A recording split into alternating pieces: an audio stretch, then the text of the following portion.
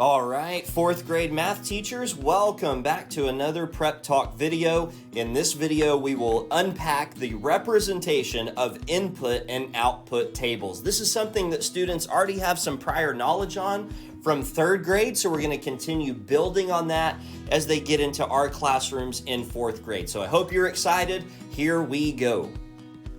As you take a look at the learning objective for this week, it is exactly the same as the wording for TEK 4.5b, which has been tested 6 times in the last 5 years. So not a super heavy-hitting readiness standard, but definitely one that we're going to see every year. And as you can see, it is a mouthful. And so I'm not going to go through this word for word or read it to you, but I do want to just tell you that the way this usually works out is that students are either given a table and asked to generate the rule or the relationship between the inputs and outputs in that table, or they are given a rule and have to create the table themselves. And so that's going to be sort of the two flavors of problems that we see here, either finding the rule or creating a table from the rule. And I've sorted the released questions into those two different categories, and we have sorted our scope and sequence to focus on those two categories separately, with the last day being them all thrown together, where students have to do both at the same time. And so that will be how the video is broken down. It'll also be how your week is broken down. Finding the rule, given a table, and then creating the table based on a given rule. So as we look at released questions that will have students finding the rule based on a given table, let's look at the question on the left. We see that we are given 1, 2, 3, and 4 as our inputs or position in a sequence, and our values are 21, 42, 63, and 84. We want to find the expression that changed the position into the value. In other words, what did we do to the position? Did we multiply? Did we add? Did we divide? Did we subtract? In order to get the value that is in the right-hand column. And what students might start off by doing is saying, okay, well, maybe we added in order to get that value. So maybe we took that position number and we added, in this case, 20 to get the value. That seems to work for the first line. 1 plus 20 gives me 21. Let's see if that now works in the second row. If I take the position of that second number, which is 2, and I add 20 to it, does that give me the value that's given in the table? Well, 2 plus 20 is 22, not 42. This is not equal to, and so therefore that is not the correct rule or expression. And so we would want to try this again. Well, then we could try multiplication. Maybe we took that position and we multiplied it by 21 in order to get our value. That certainly works for the first row. Let's see if it works for the second row. If we take the position and multiply it by 21 again, 2 times 21 does equal to 42. Then the position in row 3 times 21 will equal the value in row 3, which is 63. And so we see that we have found the expression or rule that we take the position in the sequence and multiply by 21 in order to get the value. And so the answer choice that best represents that, of course, would be letter H.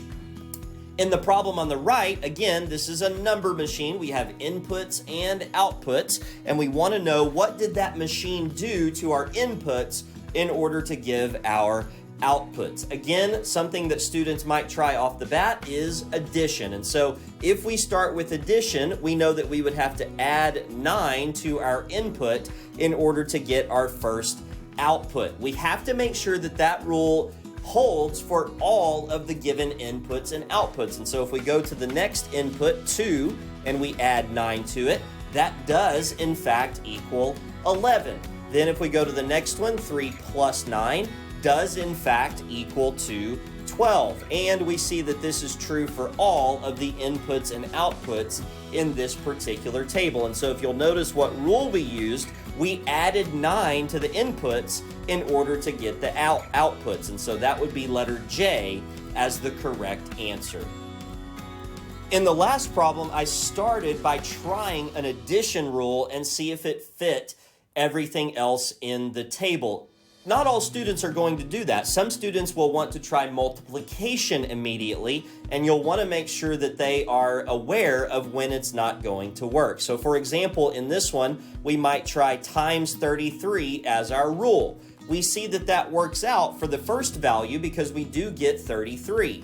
However, when we go to the second position, 2 times 33 does not equal to 34, and that tells me that the rule is not times 33, and so I would want to erase and start over here. Then I would try an additive rule. So what do I need to add to the position in order to get the value? I need to add 32, and 1 plus 32 does equal to 33. Then if I try that rule again, 2 plus 32 does equal to 34, and what students and you will realize is that this rule will work for all of our positions and values. And so the rule that we're using here is adding 32 to the position in the pattern or sequence in order to get the value of that term in the sequence.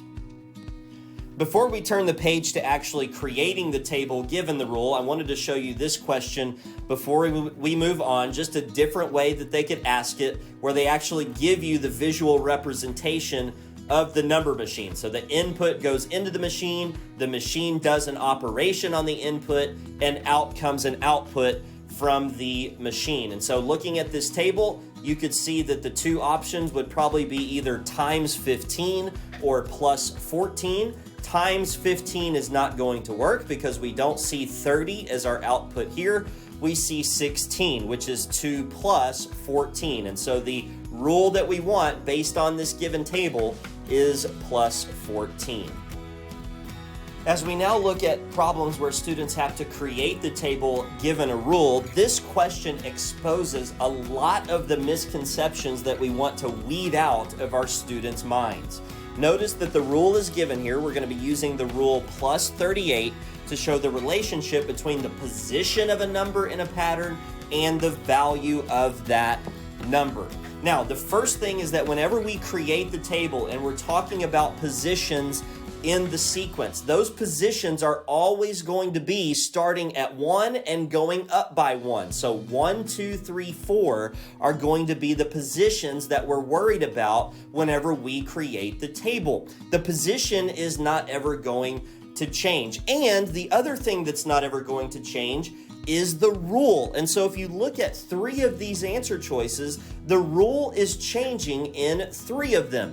Look at letter A. The rule was plus 1 and then plus 2, plus 3, plus 4.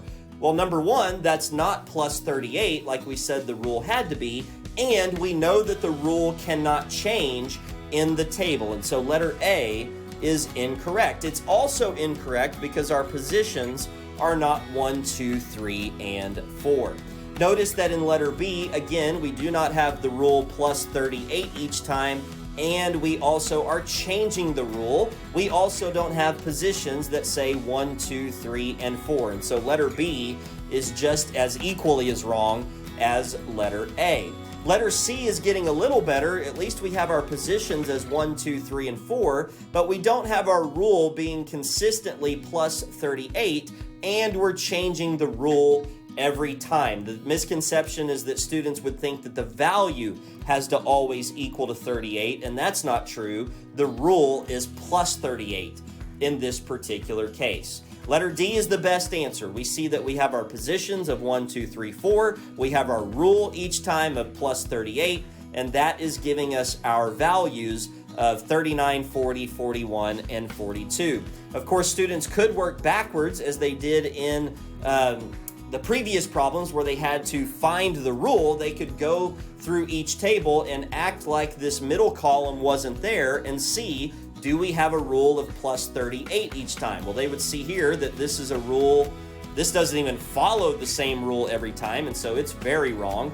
This also does not follow the same rule every time unless you want to say times 1 in each case, but again, that doesn't make any sense, and so the only one that makes any sort of sense here is letter D. This question is a great example if you can get your students to understand the basics of creating a table, then they will be just fine on these questions. The first thing that they need to realize is that we are given the values in this particular number pattern. The positions are always going to be 1, 2, 3, and 4. So for example, 8 is the first number in the pattern. 16 is the second number in the pattern. 24 is the third. 32 is the fourth number in the pattern. And so as we look at these answer choices, we know that the values are going to need to be the given numbers, 8, 16, 24, and 32. And so if you look at letter F, those do not have the correct values, and so letter F is incorrect. Everything else has the correct values, and so we can consider them as correct answers. However, only one of them has the correct values for the position.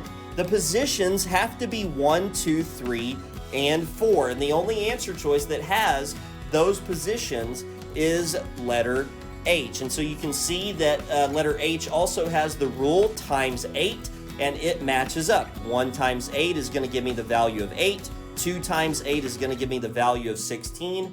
3 times 8 will give me 24, etc. And so H is the correct answer because it has the correct values and it has the correct positions, which are always going to be 1, 2, 3, and 4.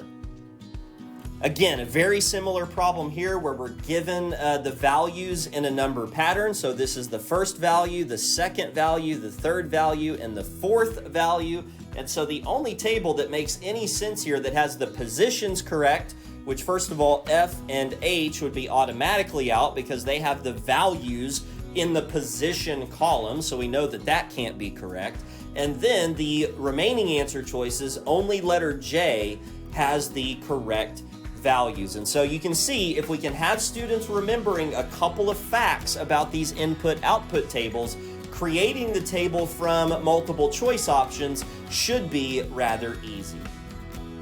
Where things could potentially get a little difficult is if this shows up as a Star 2.0 drag and drop item like we have seen in the samples. And so you'll see here that the rule +2 is used to represent the relationship between the input and output of a number pattern. And so again, input, something happens to the input, we're given the output. And so therefore, if the rule is +2, I know I'm going to be putting +2 in the middle of these inputs and outputs. And so in order to fill in the missing blanks, for the first one, 1 + 2 is going to be 3. 2 + 2 I see is 4, so that's good. 5 + 2 is going to be 7. 10 + 2 is going to be 12, and then here is a sort of a change up, an oddball, if you will, because now I'm wanting to know what one of the inputs is if the output is 20. And so what +2 is going to give me 20? Well, 18 is going to have to be in that particular spot. And so we have a couple of these in our curriculum that you'll want to have students practicing towards the end of this topic on Thursday or Friday, where students have to produce this table and actually have to put in the missing values, whether it be an input or an output. One suggestion for how you could start the week off before you introduce input and output tables is to do a pre-assessment. This is something that students have already looked at in third grade.